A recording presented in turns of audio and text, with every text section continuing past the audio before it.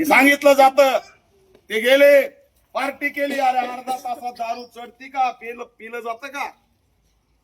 माणूस गेल्यावर अर्ध्या तासात मारलाय आणि तुम्ही त्याला वेगळा अँगल देताय. 2 वर्षापासून कुटुंब सांगते आमच्याशी काही लोक भांडत होते, त्याच्या घरातला माणूस आहे, क्रूरपणे त्याला मारलंय. त्याच्या घरच्यांनी सांगितलंय की सुशील तेलगोट्याच्या तोंडाच्या जबड्यामध्ये फक्त 17 दात उरले होते. किती क्रूर मारलंय. मी त्या जबड्याचे त्या ठिकाणी एक्सरे बघितले, त्या एक्सरेत सुद्धा जबडा फोडून टाकलेला आहे. अरे किती धक्कादायक आहे, किती अमानवीय आहे की जर ह्या हल्ल्यात तो वाचला एवढा मारून, तर आमचे नाव घेतले नाही पाहिजे म्हणून त्याची जीभ छाटली. एवढी क्रूरता. अरे आमच्या सुशील तेलगोट्याची जीभ छाटली आहे मुख्यमंत्री गृहमंत्री देवेंद्र फडणवीस. 17 दात ठेवल्यात फक्त तोंडात. हा आतंकवादी हल्ला नाही तर काय? हा आतंकवादी हल्ला आहे. आणि धिंड काढली म्हणून खोटं सांगता. कुठं व्हिडिओ धिंडचा? अरे फोडा. तो कोण गोल्लू ठाकूर आहे त्याचे पाय फोडा, नरग्या फोडा आणि धिंड काढा, एन्काउंटर करा. असल्या हरामखोरांचा जो आमच्या समाज बांधवाला असा हळहळ करून मारतो. किती भीषण अवस्था आहे. आज दलितांचं लेकरू मारलंय आणि झालं. त्या ठिकाणी एक पोलीस धावून येतोय, त्या गॉगल घालून बोलतोय. पीआयला मी सांगितलंय, हा कोण कोळापे जो आमच्या आया बहिणीच्या अंगावाला होता, 24 तासाच्या आत त्याचं निलंबन झालं पाहिजे, अन्यथा या ठिकाणी परिणाम वाईट झाल्याशिवाय राहणार नाही. हा इशारा सुद्धा आम्ही दिलाय. सोडणार नाहीत आम्ही. अरे माझं लेकरू मारलंय आणि जर ते जात असतील न्याय मागायला तर तुम्ही धावून जाताय. सोपं आहे. अरे फोटो मध्ये बघितलं आमचा सुशील, फोटो. आर्मीचं प्रशिक्षण घेतलंय, 10 वर्ष झालं लढतोय. 10 लोकांना सुद्धा ऐकू शकत नाही. 2 आणि 3 लोकांचं काम नाही. आणि हे म्हणतायत एक जणांनीच मारलंय. एक जण मारू शकतो आर्मीला?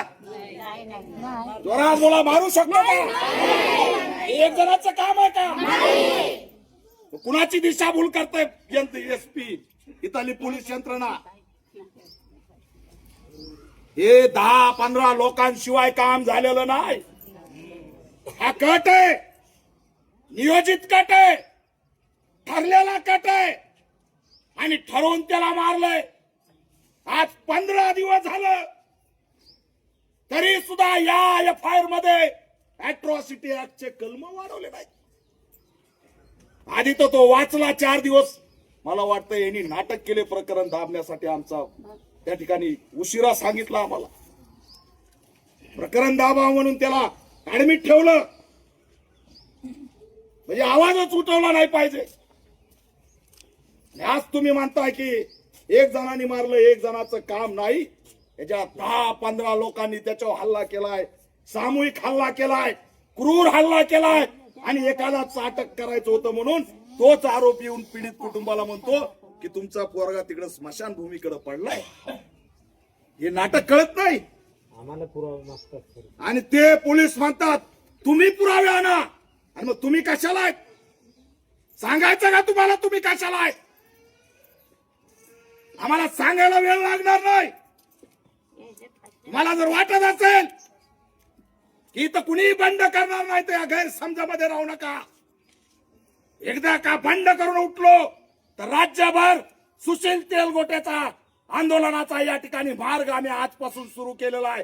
आरोपीला फाशी होत नाही तोपर्यंत आम्ही थांबणार नाहीत. ही लढाई आज या ठिकाणी घोषित झाली. आज वाटायला पाहिजे खासदार कोण आहे तो? अनुप धोत्रे. अरे कुठे आहे अनुप धोत्रे? खासदार झालाय आणि जवान मारलाय तरी घरी येत नाही. पालकमंत्री आकाश पुंडकर खामगावला लाभ आहे का? दलितांच्या घरी यायची लाज वाटते का? आकाश पुंडकर, अनुप धोत्रे, ही मानवता आहे आणि काहीच घोषणा नाही. माणूस मेलाय, जा अंत्यविधी करा. अरे साधा माणूस नाही तो, शहीद सुशील तेलगोटे या देशाचा जवान आहे, आमचा भीम सैनिक आहे, तुम्ही तडफडून मारलाय. साधा माणूस नाही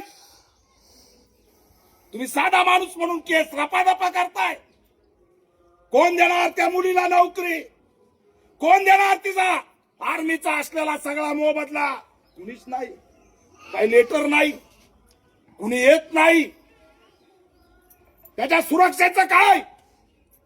उद्या तिथं आर्मी, त्याचा आर्मीचं त्या ठिकाणी ड्युटी करायला गेलाय, तिथं सुरक्षित आहे तो. पण आर्मी घरी आल्यावर मारला गेला तर कोण जबाबदार आहे? आज एक सुशील तेलगोटे, उद्या दुसऱ्या गावात आणखी एक सुशील तेलगोटे होईल. त्याला तिथं तर मारू शकत नाहीत, पण गावात आल्यावर मारल्यावर हे आतंकवादी कसे तुम्ही उडवणार आहेत? कोण सुरक्षा देणार?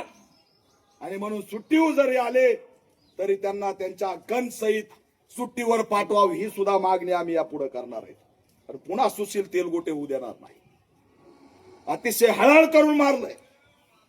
आणि म्हणून यात कसलाही तपास आतापर्यंत झालेला नाही. फक्त तपासाचं नाटक करण्यात आलेलं आहे. मी महाराष्ट्रातल्या या लाईव्हच्या माध्यमातून सगळ्या आंबेडकरी जनतेला आव्हान करतोय की 14 एप्रिल डोळ्यासमोर आहे बाबासाहेबांची जयंती, आणि या जयंतीच्या तोंडावर या मनुवाद्यांनी आपला माणूस त्या ठिकाणी संपवला आहे.